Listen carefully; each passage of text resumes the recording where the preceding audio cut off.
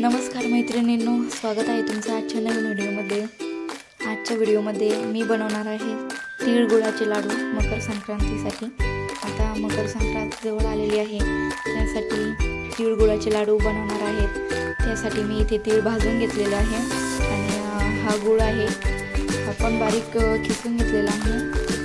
आता हे चांगले भाजलेले तीळ आणि गुळ आपल्याला या खलबत्त्यामध्ये बारीक ठेचून घ्यायचे आहे।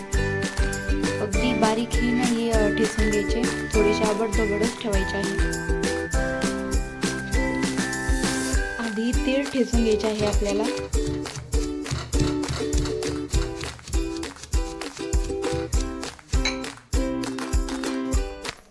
हे बघा, तीळ मी अशा प्रकारे ठेचून घेतलेले आहे, अगदी बारीक ही नाही आणि अगदी जाडसर ही नाही।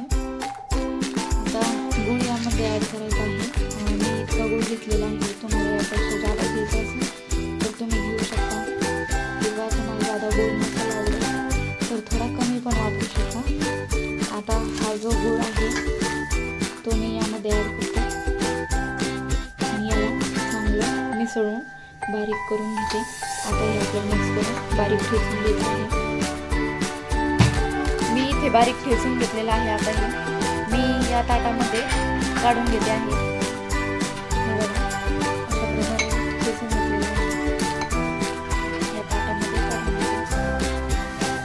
आता हे मी हलक्या हलक्या हाताने असं याला असं मऊसर बनवून घेते, हलक्या हलक्या हाताने, म्हणजे आपले लाडू फार छान आपल्याला बांधता येईल।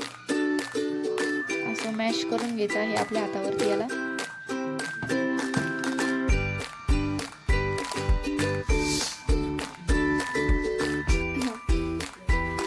आणि अशा प्रकारे आपल्याला हे मिश्रण थोडं थोडं हातावर घेऊन असे गोल गोल लाडू बनवायचे आहे।